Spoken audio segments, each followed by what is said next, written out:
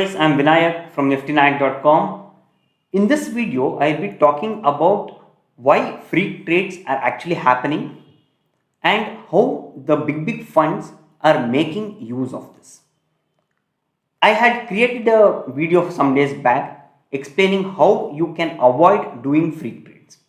The only solution to avoid doing freak trades is to put a limit order. So just forget that there is something called market order, because that is the best practice which you can follow. And I agree that putting a limit order is difficult, because once you put the limit order, you will have to put the trigger price, the price and various things, which will take few seconds of your time. But imagine, instead of buying something for 10 rupees, if you have bought it for 500 rupees, yes, if it is one lot or two lots, it's not going to make a huge difference. But imagine when you are trading with huge volume, what impact it will have on your account. Okay. So the best way is to implement only limit orders. Okay. That is the best way where you can avoid these kind of freak trades. Okay. Now, as you all know, now the intraday margins are gone and brokers will not be able to give you money. Because of this, there is no liquidity in the market. Before, when liquidity was there were trades happening or orders being placed for every seconds, milliseconds of the time. But now, because of this liquidity crunch, orders are not being placed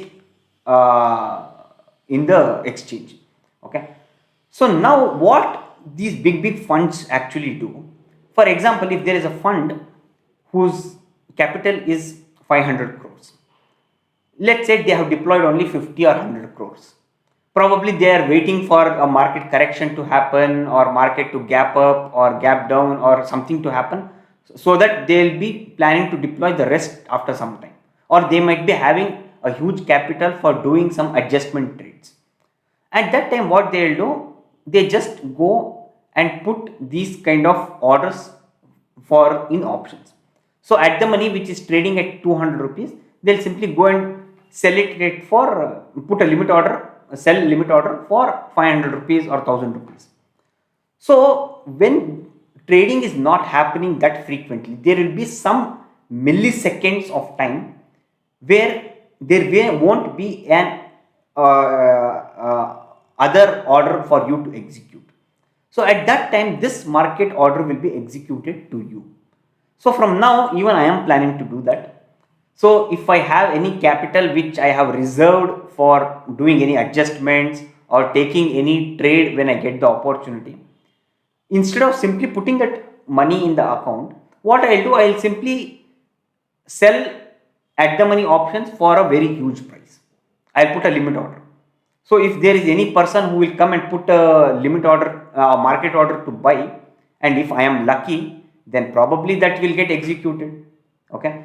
So for you people, if you want to be careful, always put a limit order. Today I experienced this. Today there was an option which I had to buy for 10 rupees. Okay. I forgot that I had to put limit order, and like usual, I executed the order by placing a market order. I got it for 14 rupees. So there was a slippage of 4 rupees. Yes, for one lot, two lot, 4 rupee may not make a huge difference. But for the kind of volumes what I was trading, it made a very huge difference. Okay. Which I could have saved by probably putting a limit order. Okay. So don't do this mistake. Okay. You never know when it's not your time, and things may run bad and you may execute that order at 500 rupees or 1000 rupees. Imagine buying something worth 10 rupees at 1000 rupees.